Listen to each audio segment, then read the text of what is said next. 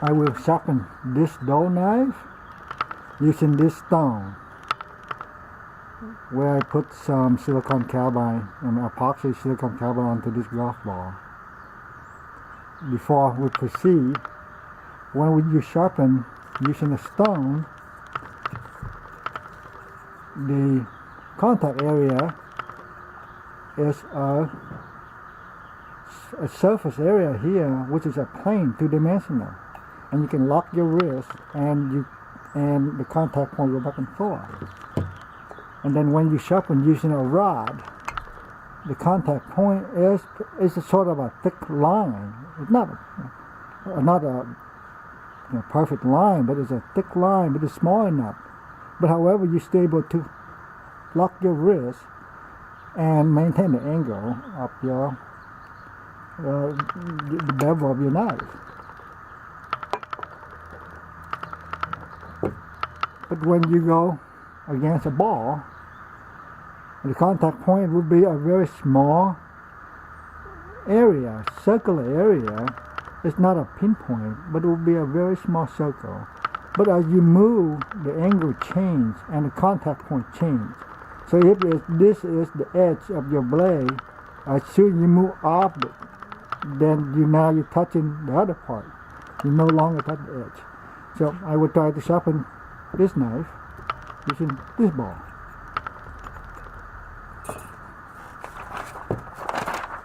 To make sure that this knife is fairly dull.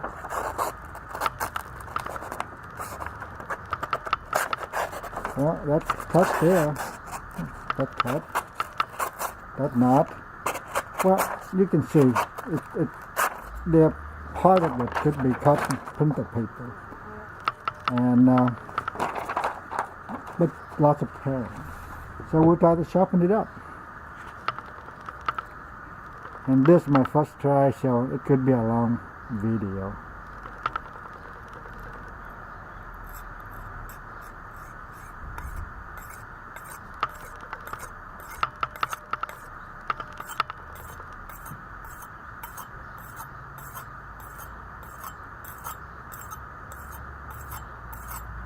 Well, this knife overall in good shape, this petty. I mean, this steel is 15M20, which is like a bandsaw, which is a carbon knife, well, it's steel.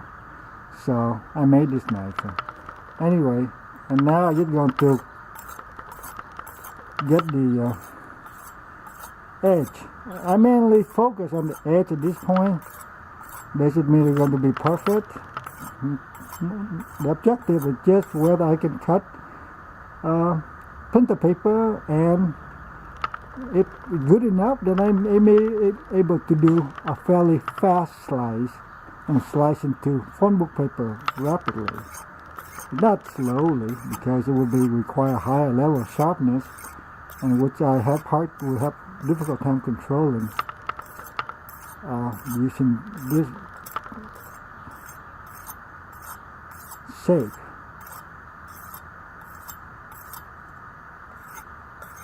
And of course I have to use mainly edge trailing this way, because I don't want to cut into the ball too much or into the abrasive and could damage the edge. But when time to deburr, I have to do something to remove the burr, because silicon carbide is not, it does leave usually a burr on the edge, so I have to deburr it, and we'll see how it goes. And I can feel there are burrs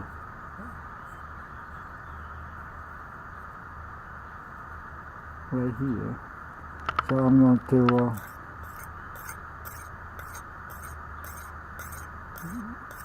get the burr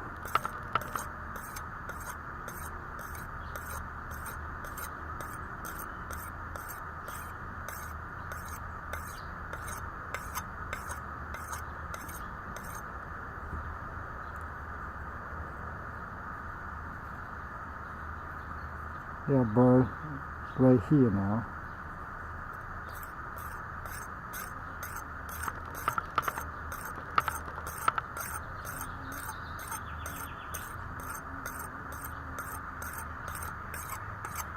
I'm not looking for perfect angle. I'm just looking for slice in the printer paper. So, and it seems pretty decent. So I'm going to switch. See which side I'm working on. Okay, I'm switch side now.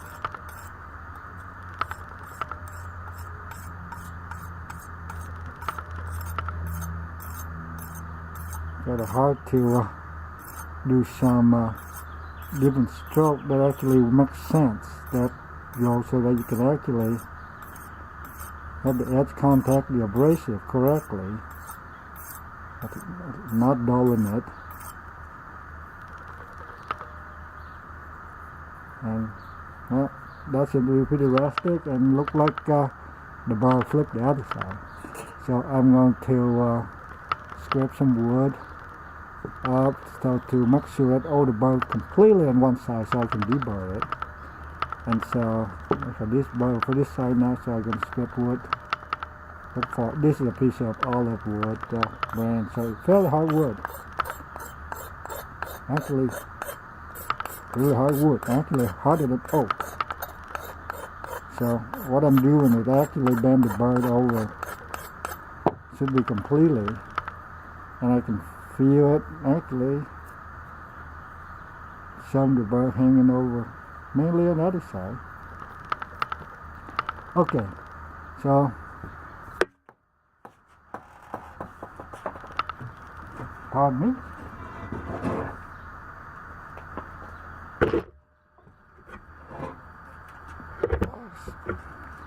Alright, that ball was did a bounce and chip off some of my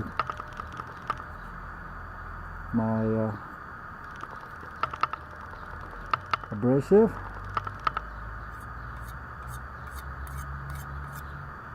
Actually, I want this way. I want to be edge leading into it. I want to tear the burr off. I mean.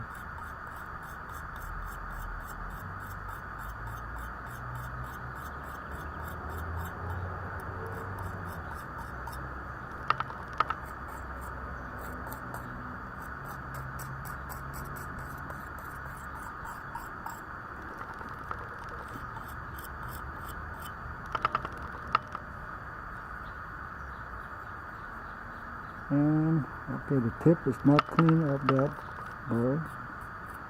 Even though I might feel to be, I think I used way too much pressure before because the contact point is so small. But I usually don't do super light, and I like to get more assertive movement or impatient.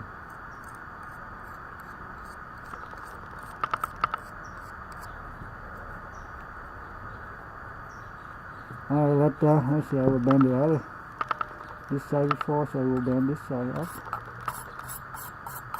If I start correctly. Doesn't matter. Okay.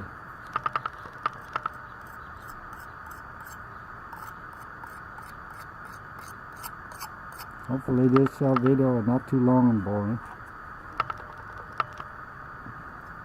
Okay, I want to do just one single contact point like a line, not backward, not forward. I do not want to form a new burr. That will have wood in it.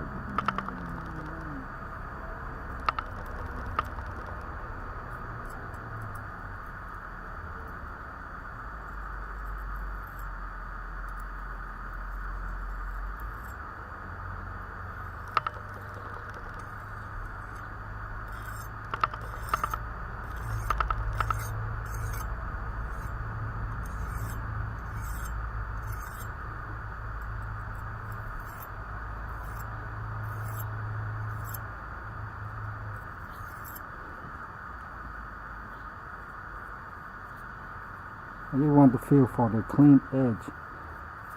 It's not full burr. That's fairly clean. Now I'm just going to try to clear up that side over this side here. This side still have a little burr.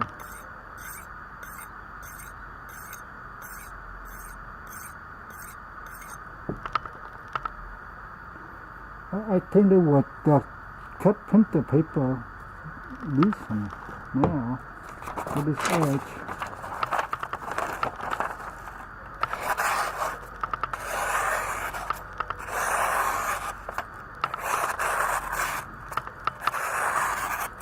There's some hiccup here with some bar or something still hanging there.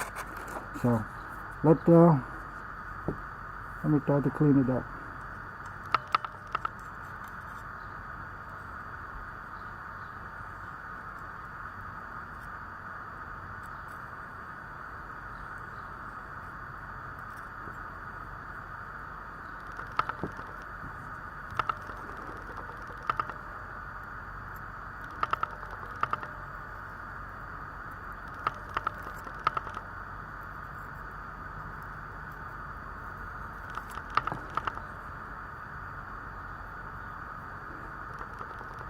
I think I'm right-handed, so I can have this movement probably a lot smoother.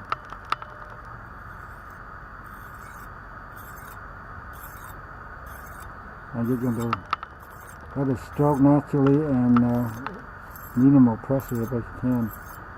The abrasive is about, I think, 150 grit. Silicon Carbide. So it's not the finest grit for doing work here. So any little thing can damage this edge.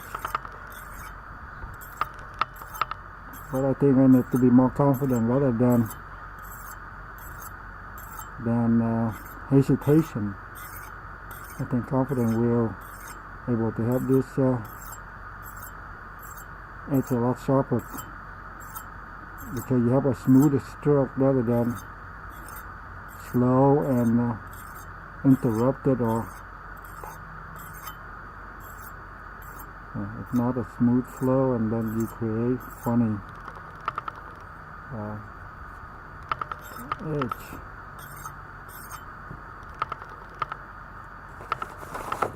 Now let's do another try and see if I get a little smoother.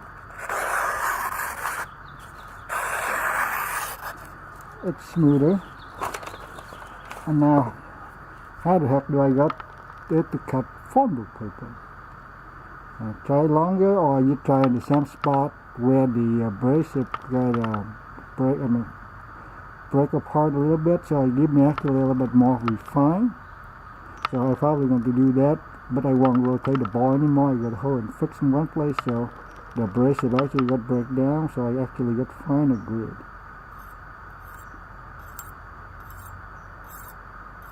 That is smoother, so I have to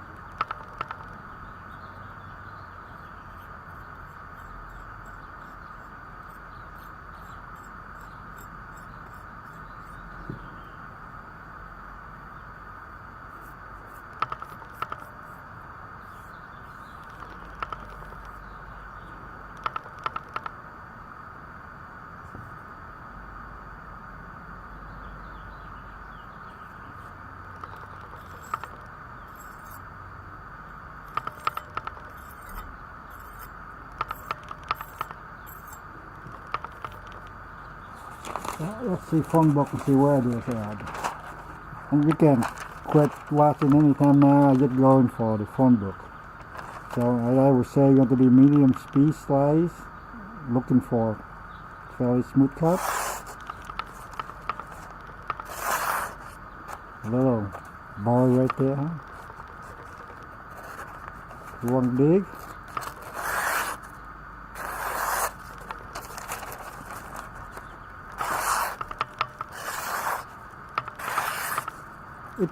it's not the cleanest paper slicing. If I do slow, I doubt I'm going to make it. Huh. Not too bad, even for a slow speed.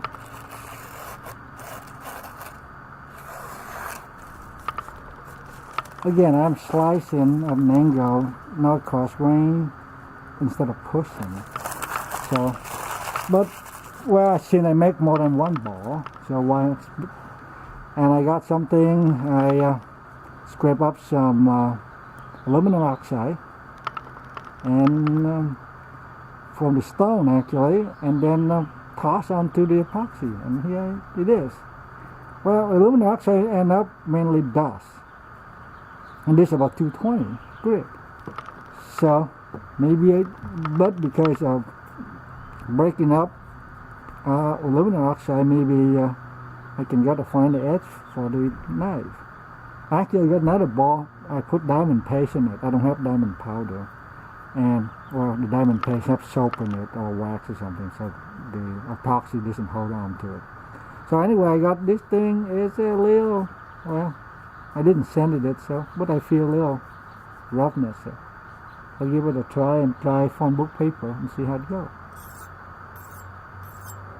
It sounds a lot quieter than the other guy, so I think the grit probably possibly be a little bit finer.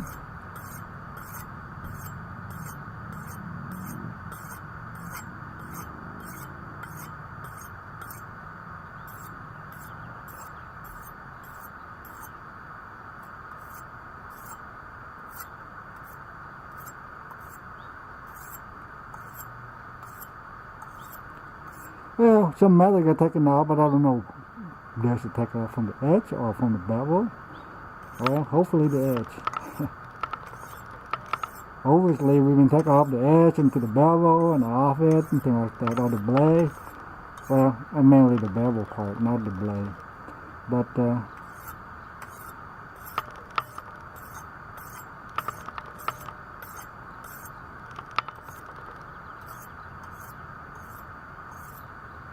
I'm sure that with practice, after a while, I think you have the natural movement and you know when it hit the apex. But this is not a practical thing to do. But it's fun.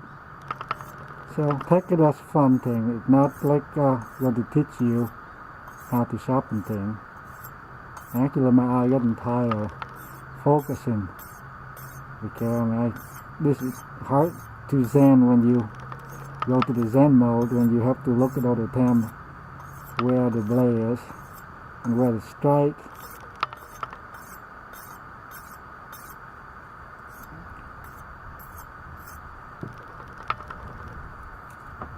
Actually, it feels quite smooth.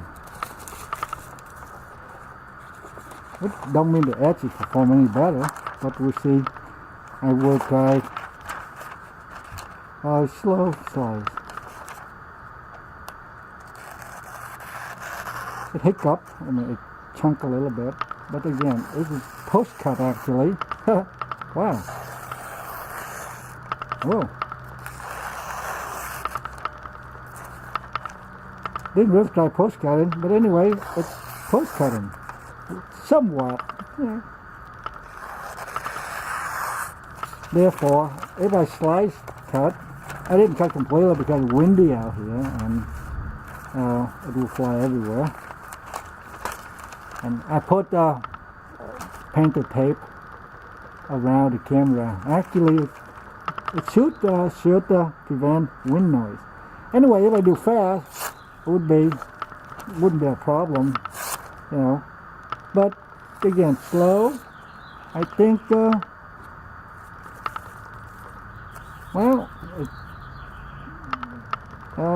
This aluminum oxide give it a lot finer edge array. Again, I got the dust from a 220 grit stone, so aluminum oxide stone, and I epoxy this. And this is the grit from, this is the resurfaced grit for the sharpening wheel, paper wheel. So if I remember correctly, about, again, 150 grit or 300 grit or whatever it is, but it feels very, very coarse, much coarser than that one, because, and also I put a whole lot of it in it. Well, anyway, thank you for watching, and it was fun for me. Hopefully you find it fun too.